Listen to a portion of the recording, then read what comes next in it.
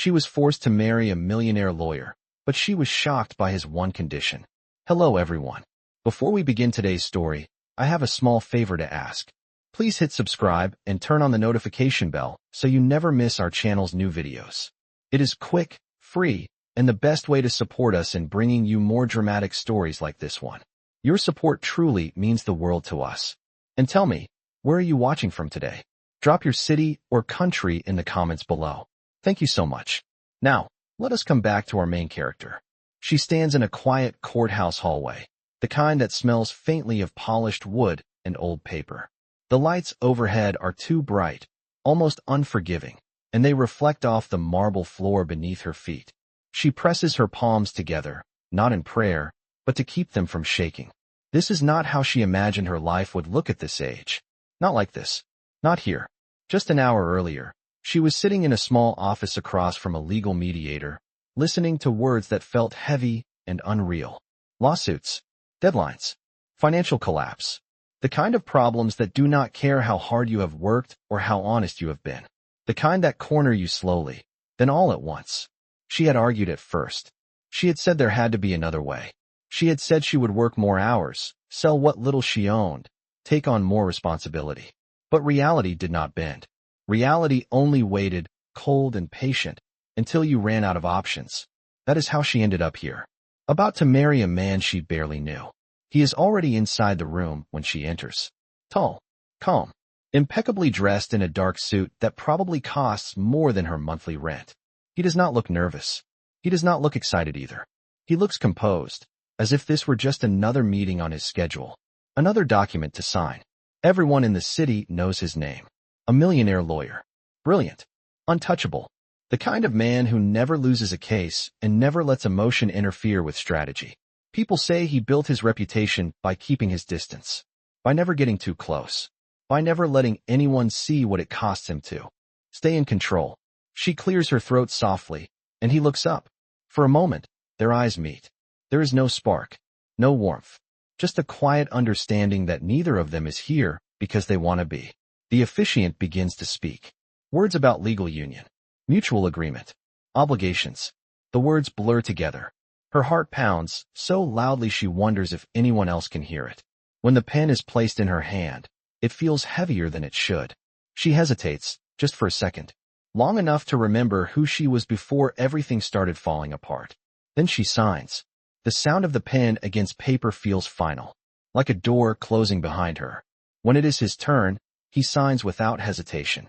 His handwriting is steady, confident, controlled, just like everything else about him. The room grows quiet. The officiant smiles politely and steps aside, already gathering documents. This is the moment, she thinks. The moment where he will say something polite, something distant, something that confirms this is nothing more than a transaction. But instead, he turns to her and speaks in a low, measured voice. There is one condition, he says. She blinks. Her stomach tightens. One condition.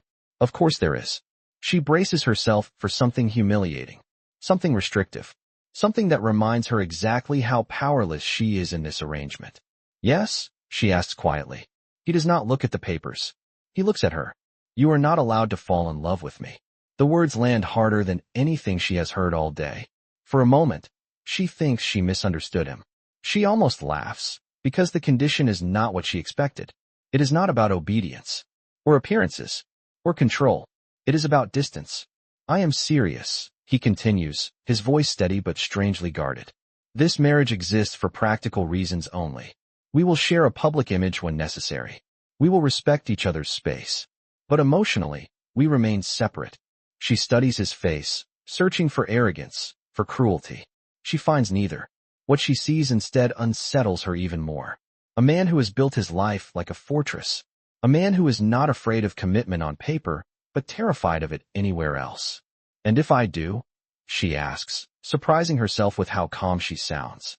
His jaw tightens just slightly. Then the agreement ends. Immediately. There it is. The invisible line. The boundary he refuses to cross. She nods slowly, absorbing the weight of it. This is not a fairy tale. This is not romance. This is survival, wrapped in legal language and quiet rules. Fine, she says. I agree.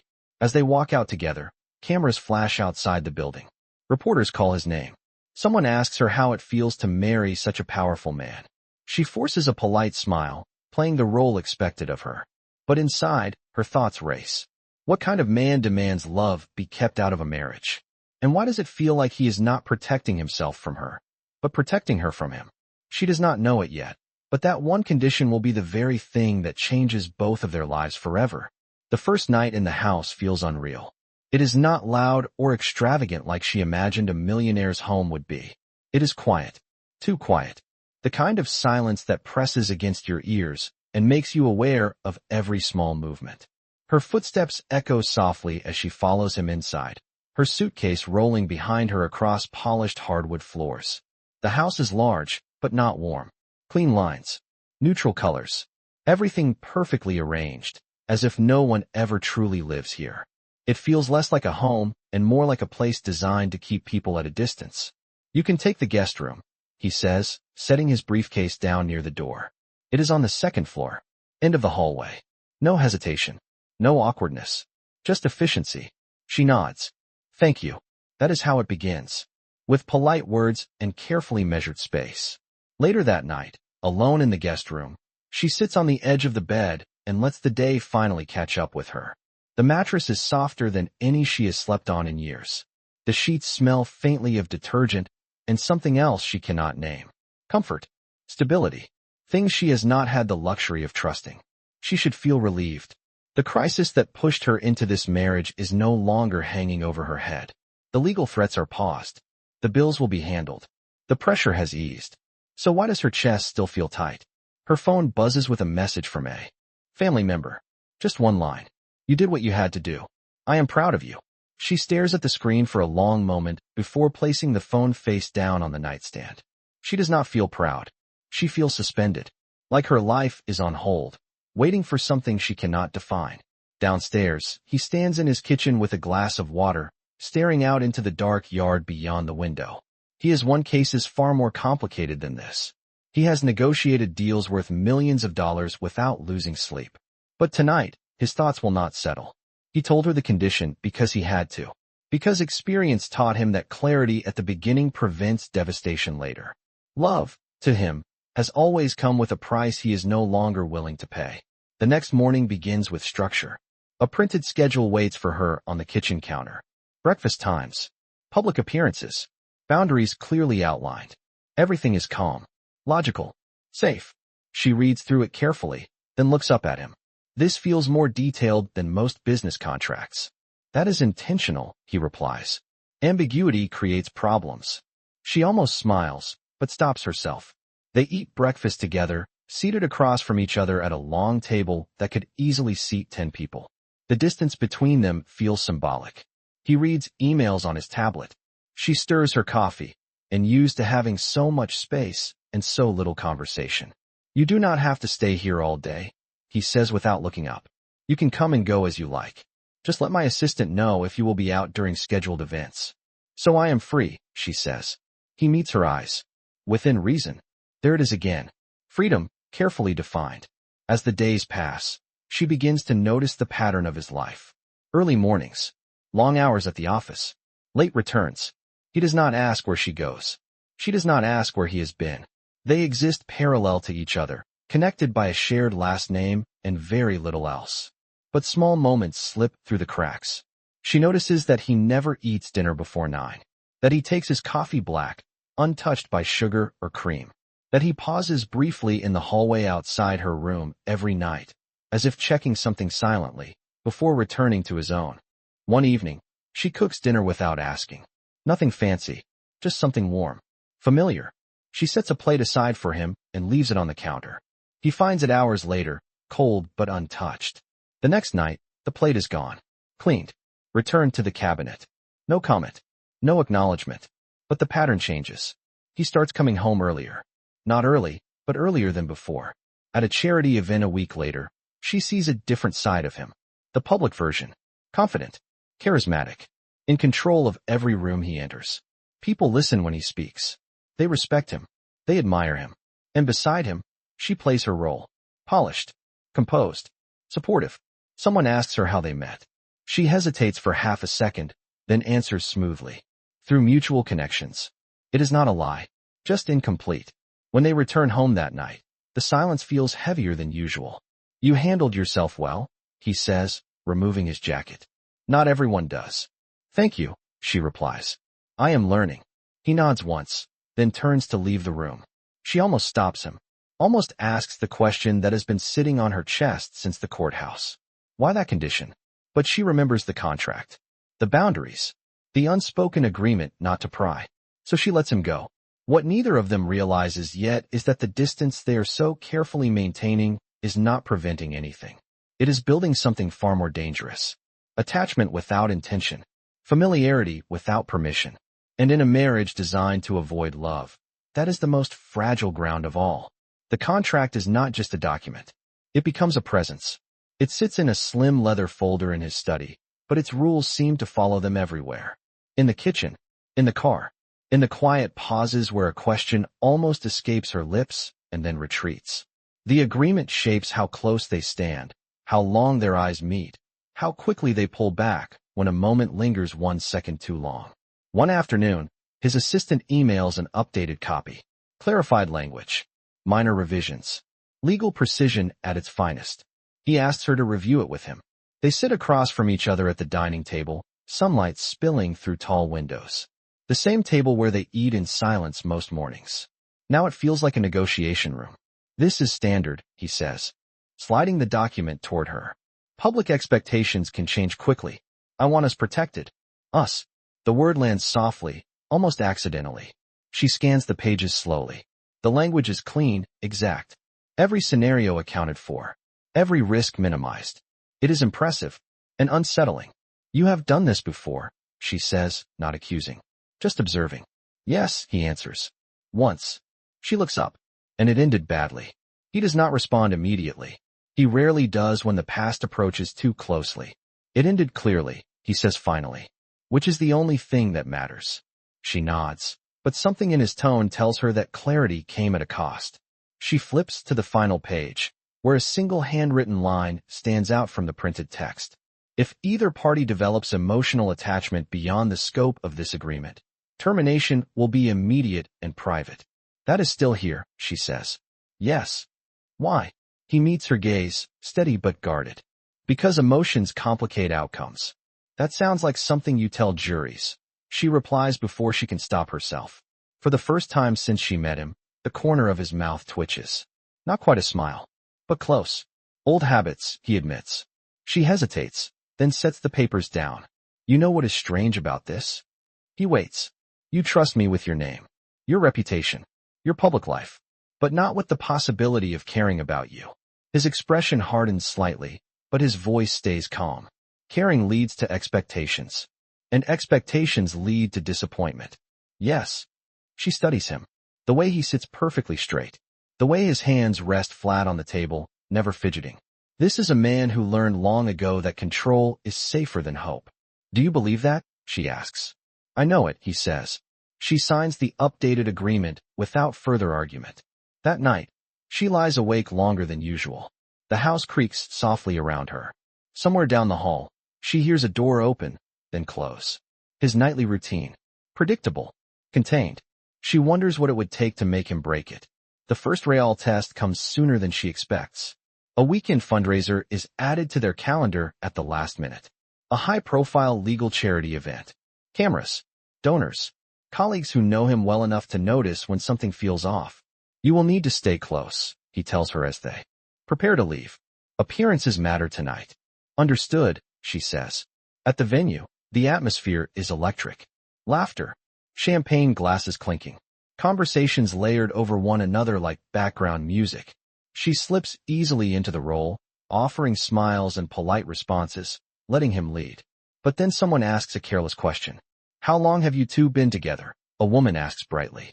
You seem very composed. He answers smoothly, without missing a beat. Long enough to know what we value. The woman nods approvingly, but her gaze lingers on her. Curious. Measuring. Later, as they stand near the edge of the room, she feels it. His hand, resting lightly at her back. Not gripping. Not possessive. Just there. The contact is brief. Barely noticeable. but it sends a strange warmth through her chest. He realizes it at the same time she does. His hand drops instantly. "I am sorry," he says quietly. "That was not appropriate." "It was fine," she replies, though her voice sounds different to her own ears. He does not argue. He does not repeat it. On the drive home, the silence between them feels heavier than before. When they arrive, she steps out of the car and pauses. "You do not have to apologize for things that are human." He looks at her for a long moment. The porch light casts shadows across his face, making him look older, tired. "Human things are exactly what I am trying to avoid," he says. She nods slowly. "Then you chose the wrong arrangement." His eyes flicker, just for a second. "Something unguarded." "Perhaps," he admits. "But it was the only one I knew how to make." She watches him walk inside, the distance between them widening again. Back in her room, she sits on the bed and exhales. This marriage is not cold. It is restrained, carefully contained. And that makes it far more dangerous than either of them is willing to admit. Because feelings do not ask permission, and contracts do not stop them from forming. They only decide who gets hurt when they finally surface. The transformation does not happen overnight. There is no dramatic makeover scene, no sudden shift where she becomes someone else. Instead, it happens quietly, in pieces, shaped by routine and necessity rather than desire. It begins with his assistant knocking on her door one morning, holding a garment bag and a carefully printed itinerary. "There are 3 events this week," the assistant says politely. "Different audiences, different expectations." She listens, nodding, absorbing information the way she always has. Adapt, learn, do what needs to be done. Later, standing alone in front of the mirror, she studies her reflection. The clothes fit well, too well. Tailored to a version of herself she is still learning how to inhabit. She does not feel like an imposter, but she does feel exposed. Like people will see her and assume things she never asked to represent. Downstairs, he waits by the door, checking his watch. "You are ready," he says, not as a question. She meets his gaze. "You do this often." "Appearances are part of my profession." "So am I," she replies gently. Something shifts between them. Acknowledgement. Respect. At the first event, she speaks very little. She observes, watches how conversations flow, how alliances form and dissolve in minutes, how people lean closer when they want something and step back when they do not. She notices how often they look at her, not dismissively, evaluating, curious. At the second event, she answers questions more confidently. She laughs at the right moments. She learns how to redirect conversations without appearing evasive. She understands now that this world values composure more than honesty, polish more than warmth. But she does not lose herself in it. When someone makes a careless remark about her background, she responds calmly, without apology or embarrassment. She does not overshare. She does not retreat. She simply states who she is. He notices. On the drive home, he glances at her. "You handled that well." "I was not trying to impress anyone," she says. "I know," he replies. "That is why it worked." The words linger. Later that week, she asks to see his office. Not out of curiosity about wealth, but because she wants to understand the place that consumes so much of his life. He hesitates, then agrees. His office is nothing like the house. Lived in. Papers stacked neatly, but visibly used. Books with worn spines. Awards mounted on the walls, impressive but uncelebrated. She runs her fingers along a shelf. "You actually read these?" "Yes." "All of them." He pauses. "Most." She smiles, a small thing. "Real." They stand there longer than necessary, surrounded by the evidence of his discipline and ambition. "You could have married anyone," she says. Suddenly, someone who fits this world effortlessly. He looks at her, surprised by the honesty of the question. "I did not want effortless," he answers. "I wanted predictable. And I was predictable." He considers it. "No, you were reasonable." The distinction matters more than she expected. As the weeks pass, she begins to occupy space in the house differently. She leaves a book on the coffee table, a blanket folded on the couch. Small signs of presence. He does not remove them. One evening, she returns home early and finds him in the kitchen, sleeves rolled up, staring at a cutting board as if it has personally offended him. She raises an eyebrow. "You look like you are preparing for trial." He exhales. "I am trying to cook." She laughs before she can stop herself. The sound surprises them both. "I can help," she offers. They stand side by side, awkward at first. She shows him how to hold the knife properly. He listens. Carefully. Intently. Like this matters. For a moment, the house feels different. Warmer. Lived in. Then he steps back. This is not part of the agreement, he says quietly. She nods. I know. But neither of them moves away. Later that night, as she washes dishes alone, she realizes something unsettling. She is no longer just surviving this arrangement. She is contributing to it, shaping it. And that makes her dangerous. Because the more real she becomes in his life, the harder it will be for him to pretend that this marriage is just a contract. And the closer they come to crossing the one line he made very clear from the beginning. The invitation arrives on thick, cream-colored paper, embossed with gold lettering and a quiet sense of importance. A high-profile legal gala. Donors. Judges. Senior partners. The kind of room where reputations are tested without anyone ever raising their voice. This one matters, he says as he hands it to her. More than the others. She nods, already understanding what he does not say. This is not just about appearances. This is about credibility. About power. About proving that nothing in his life is unstable. The night of the gala, the city glows beneath them as the car pulls up to the venue. Camera flashes erupt immediately. Voices call his name. Someone calls hers too, mispronouncing it slightly. She corrects them with a calm smile. Inside, the atmosphere is sharper than usual. Conversations feel deliberate. Eyes linger longer. She senses it immediately. Tonight, people are not just observing. They are evaluating. She stays close to him, as requested. Not clinging. Not distant. Present. Everything goes smoothly at first. He speaks with donors. She engages with spouses and colleagues. She listens more than she talks, choosing her moments carefully. Then it happens. A man approaches them with an easy smile and a tone that sounds friendly, but is anything but. Congratulations, he says, extending his hand. It is not every day you see you settle down so quickly. Quickly. The word is sharp. Thank you, he replies evenly. The man turns to her. You must have quite the story. From nowhere to this. The implication hangs in the air, unmistakable. She feels it then.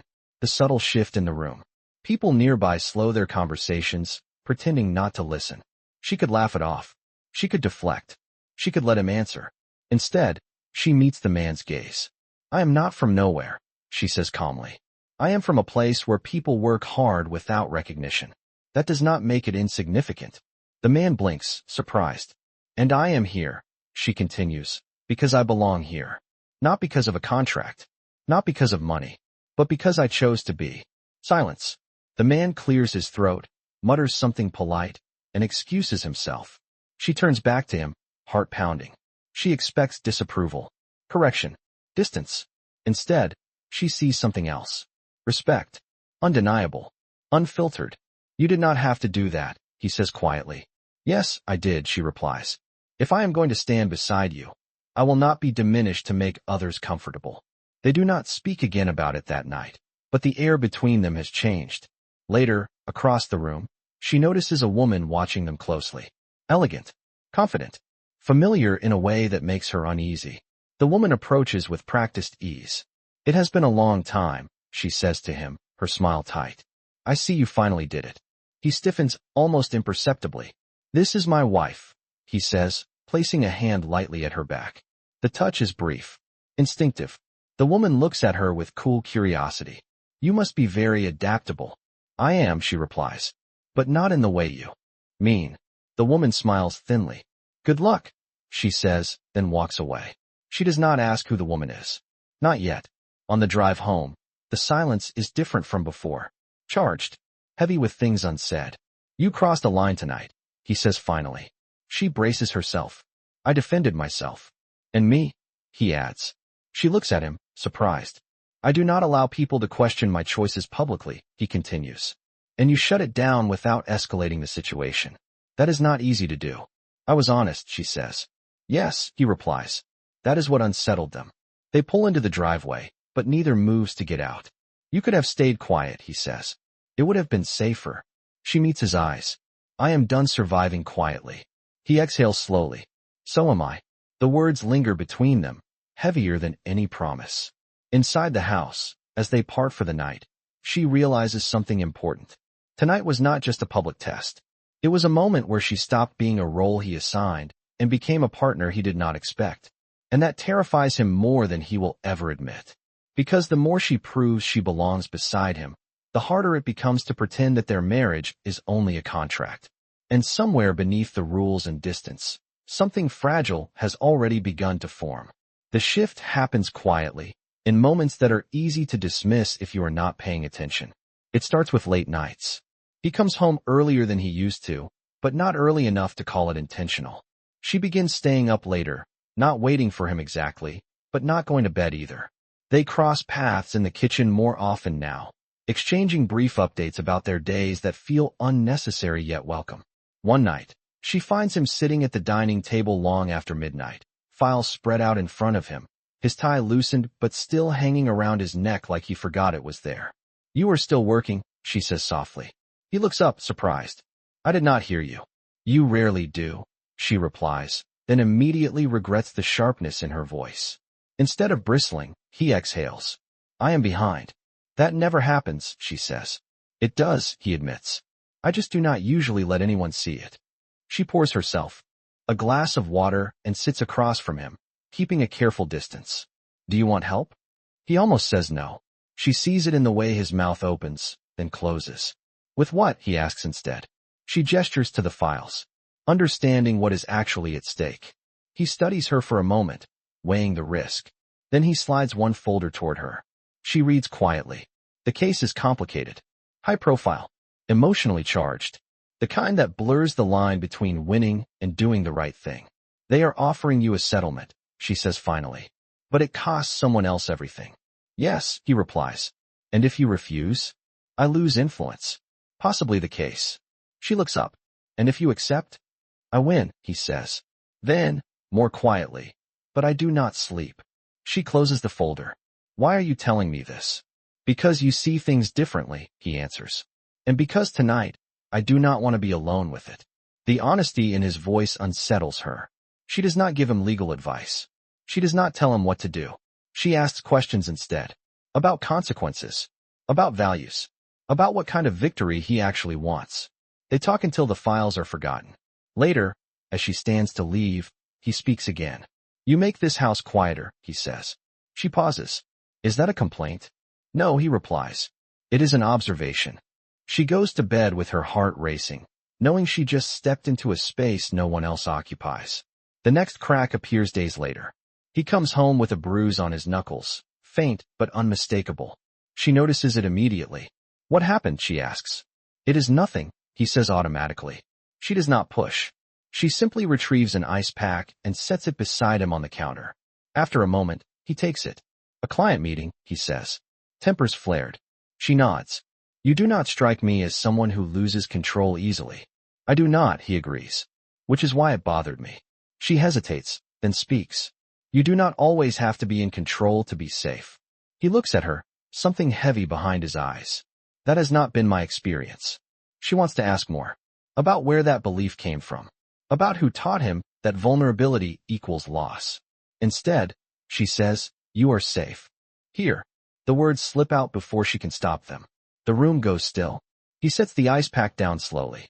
"That is a dangerous thing to promise." "I am not promising forever," she replies. "Just tonight."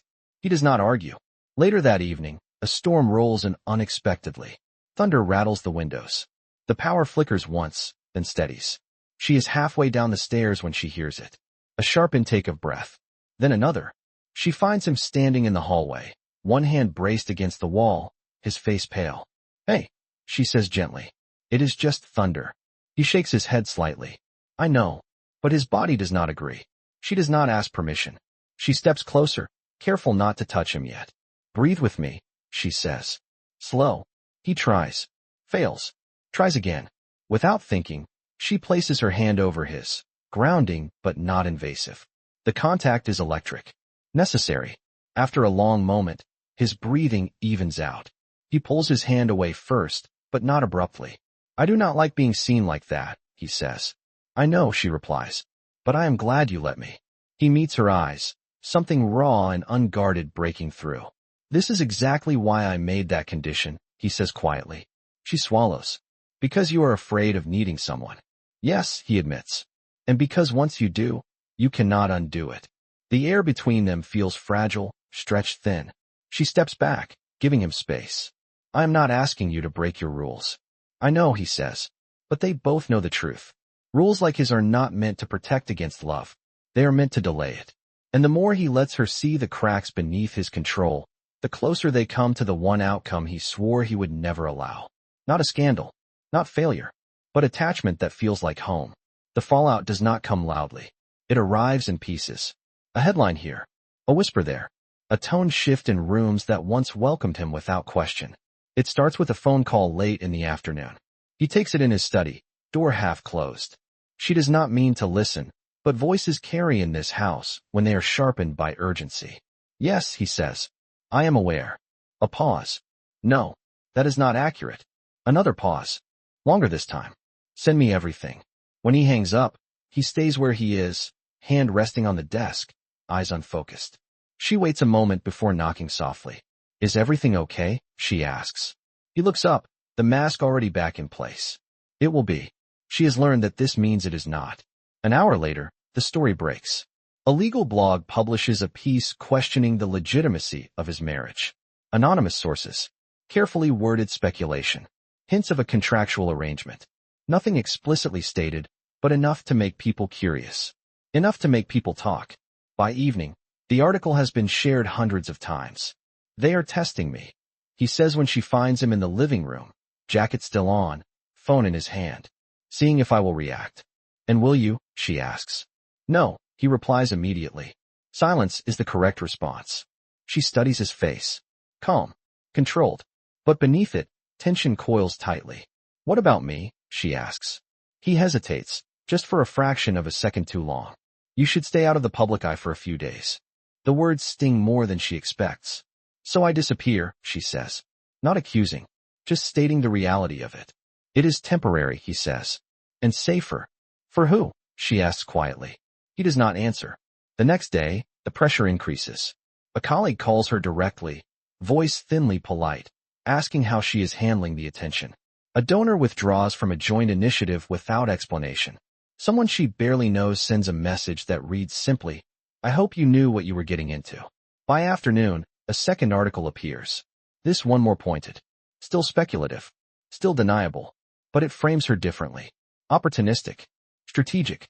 A convenient solution to his personal problem. She reads it twice, then sets her phone down slowly. That night, she finds him in the kitchen, staring at the counter as if it might offer answers. They are turning this into a character issue, she says. Not a legal one. Yes, he agrees. Which is why we cannot respond emotionally. She takes a breath. They are questioning my integrity.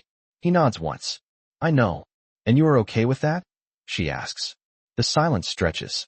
I am not okay with it, he says carefully. But I cannot afford to escalate. She understands what he is saying. Reputation. Career. Influence. Years of work balanced on public perception. And what am I supposed to do? She asks. He finally meets her eyes. Trust me. The answer lands wrong. I did trust you, she says softly. When I agreed to this. When I defended myself at that gala. When I stood beside you knowing people would judge me. He exhales, frustrated. This is exactly what I was trying to avoid. Being seen, she asks. Or letting me matter? The words hang between them. You knew the rules, he says, and immediately regrets it. Her expression changes. Not anger. Something colder. Yes, she replies. I did. And I followed them. But rules do not mean silence when someone is being misrepresented. They will move on, he insists. They always do. People move on, she says. Damage does not. Another message lights up her phone. This one from someone inside his firm. A warning disguised as concern. The board is watching closely. The marriage is becoming a liability. She shows it to him. They are pressuring you, she says. He does not deny it. So what happens now? She asks. He looks away. I handle it. How? She presses. By controlling the narrative, he says. By minimizing exposure. She nods slowly. Meaning me. He does not answer, and that is answer enough. Later that night, she sits alone in her room, staring at the contract folder she brought with her when she moved in. She has not opened it since the revision. She did not need to. The rules have been living between them all along. She realizes then what this moment really is. Not a scandal. Not an attack. A test, not of legality, but of priority. He has always chosen control over risk, distance over vulnerability, silence over defense. And now, for the first time, those instincts are putting someone else in harm's way. Down the hall, he stands in his study, reading legal memos, calculating outcomes. This is the part of life he knows how to manage. What he does not know is that the choice he makes next will determine whether this marriage ends quietly, exactly as planned, or whether he finally breaks the one condition he thought would keep him safe. The meeting is scheduled for noon. A closed session with the firm's senior partners and board members. No press, no guests, just a long table, a wall of glass, and the quiet pressure of people who believe they own the future because they helped build it. She does not know about the meeting at first. She finds out when she comes downstairs and sees him standing by the door, suit pressed, expression unreadable. The same look he wears before major trials. Focused, armored. "You are leaving early," she says. "Yes," he replies. "There is something I need to handle." She nods, sensing the distance already forming. "Do you need me there?" He hesitates. "No," he says. "This is internal." The word lands like a verdict. She watches him leave, the door closing softly behind him. The house feels larger immediately, emptier. An hour later, her phone buzzes. Then again, messages from numbers she does not recognize. Some curious, some sympathetic, one openly cruel. She does not respond. Instead, she opens the contract folder for the first time in weeks. The pages feel heavier now. The rules, once theoretical, suddenly personal. There it is. The condition he made so clear from the beginning. No emotional attachment. Immediate termination if crossed. She wonders if he believes she has already crossed it. At the firm, the meeting begins exactly as expected. Concerned voices. Carefully worded phrases. Reputational risk. Public perception. The marriage as a variable that needs to be controlled. One partner slides a document across the table. "A clean statement," he says. "Distance. Clarification. You can protect your position without admitting fault." Another adds, "You built this firm by being strategic. This is no different." He listens. He always does. They talk about optics. About timing. About how quickly narratives can be redirected if handled correctly. Finally, someone says what everyone else is thinking. The simplest solution is separation. Quietly. Privately. Let the story die. He looks down at the document. It is efficient. Logical. Effective. Everything he has relied on his entire career. His phone vibrates in his pocket. He does not check it at first. Then he does. A message from her. Not angry. Not demanding. Just one sentence. "I will respect whatever choice you make. I just need to know if I ever mattered." The room fades. For the first time, he is not calculating outcomes. He is remembering moments. Her standing her ground at the gala. Her voice in the kitchen late at night. The way she said, "You are safe here," without expecting anything. In return, he realizes then that the condition he created did not protect him from pain. It only postponed the moment he would have to choose courage over control. He stands. "I will not be issuing a statement," he says. The room stills. One partner frowns. "You cannot be serious." "I am," he replies. "And I will not be distancing myself from my wife." Murmurs ripple around the table. "This is emotional," someone says. "Yes," he agrees. "It is." He takes the contract from his briefcase and places it on the table. "This document exists because I was afraid," he continues. Afraid of attachment. Afraid of vulnerability. Afraid of losing control. He looks around the room. "But if maintaining my position requires sacrificing someone else's dignity, then the position is not worth keeping." Silence. He reaches for the folder and opens it. Slowly. Deliberately. Then he tears it in half. Gasps. Raised voices. Shock. "I am done hiding behind agreements," he says. "If you want my resignation, I will give it. But I will not pretend this marriage is something it is not." He leaves before anyone can stop him. Back at the house, she hears the door open. Her heart jumps, then steadies. She stays where she is, seated at the kitchen table, hands folded. He enters quietly and stops when he sees her. For a moment, neither speaks. Then he walks forward and places the torn contract on the table between them. "I broke the condition," he says. Publicly. Her breath catches. "I do not know what happens next," he continues. "But I know this. You mattered. You matter. And I am done pretending otherwise." She looks at the torn pages, then back at him. This does not fix everything, she says. I know, he replies. But it is the truth. She stands slowly. Then we start there. And for the first time since the courthouse, the space between them feels honest. Not safe. Not certain. But real. The days that follow are quieter than she expected. There are no dramatic headlines.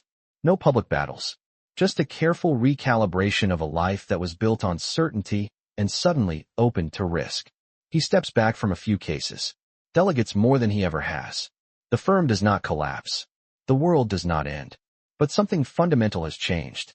They begin again, not as strangers bound by paper, but as two people learning how to choose each other without instructions. There is no rush. No sudden declarations.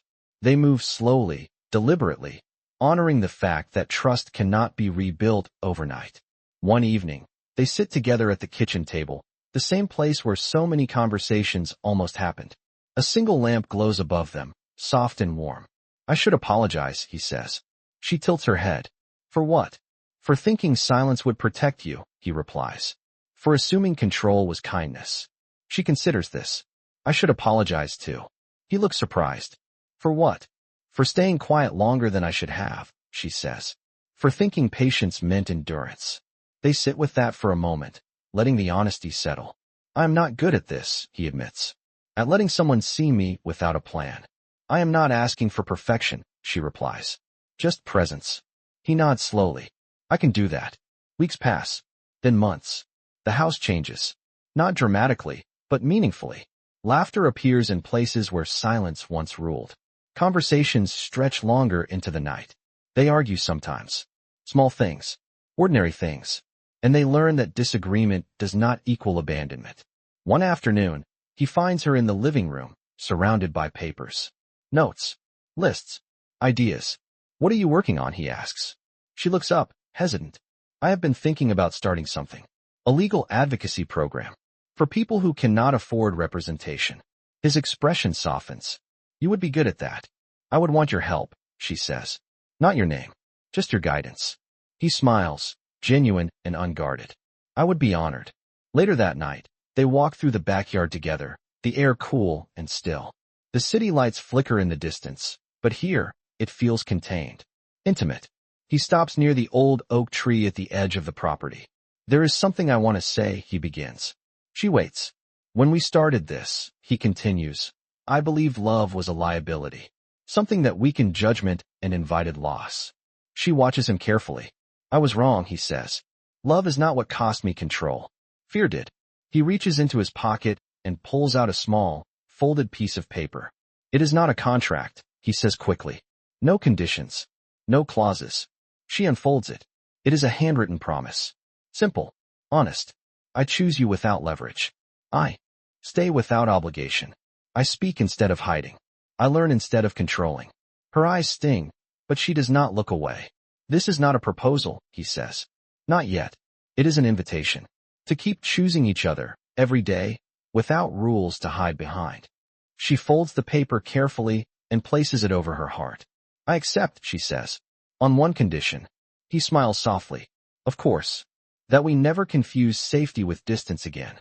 His voice is steady when he answers. Agreed. They do not need an audience. They do not need applause. The marriage that began as an obligation has become something far rarer. A partnership built not on necessity, but on courage. Not on control, but on truth. And as they stand there together, no longer protected by contracts or conditions, they finally understand what neither of them could see at the beginning. Love does not ask to be managed. It asks to be chosen.